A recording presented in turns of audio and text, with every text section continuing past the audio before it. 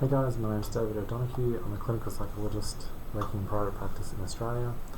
I had some positive feedback on my last video which talked about how we can use AI generated notes to assist us with our practice. So today I wanted to talk about other ways that we could incorporate AI, this time in terms of creating a website and potentially even writing some content on that website.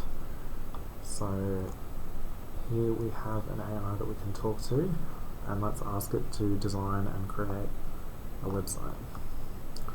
So I've just written, can you design and create a website for me? I'd like you to also create a CSS file so that the website can look smooth and appealing.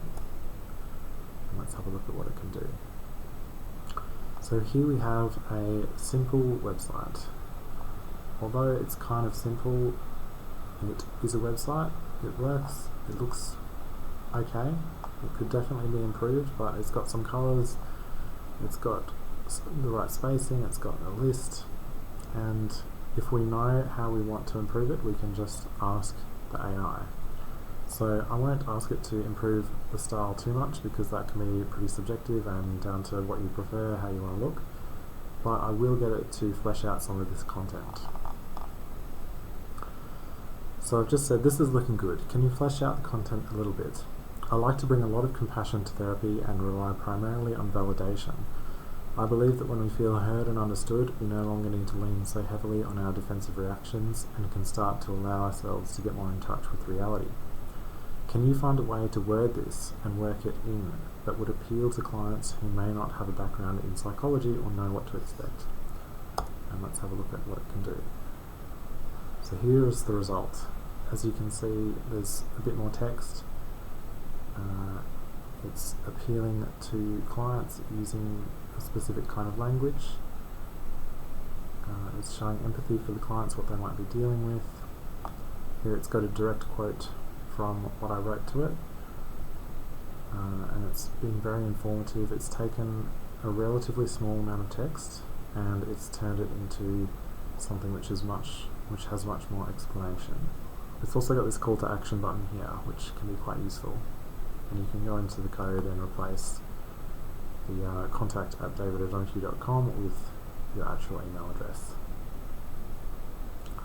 Now, what if you're not happy with this? What if you feel like the AI has misunderstood you? Well, you can correct it. So let's try that. So I've written, oh, this is good, but in reading this, it has made me reflect on some of my experiences with CBT and ISTDP.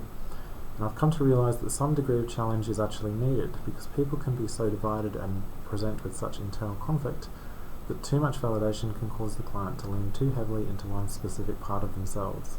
Sometimes an outside perspective is needed to shift things internally for the client. So I'm providing feedback to the AI about the content of the website, asking it to change, providing it with a bit more information about where I'd like to go, and let's see what it can do. And here is what it's come up with. So over here it's told me the changes that it's made, and over here is the new content.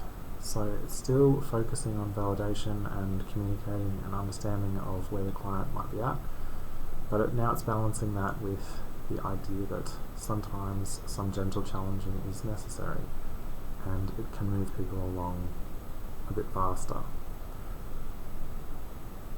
So it's got a quote here which it seems to have made up, but it's made up based on what I have said. It's combined the two things that I've said and it's come up with a direct quote which balances those. So it's also mentioning the therapeutic approaches that I've talked about, which were CBT and ISTDP. So we can see how it can continuously generate content for us, and if the content is not quite right, we can provide it feedback and it can change. If there's anything at all that we don't like about it, we can say, this part doesn't seem quite right, I'm not really sure why, or this part doesn't seem quite right, it should be more like this. So I hope this has been useful, and again, if you learned something or you liked the video, please consider liking and subscribing. Thanks a lot.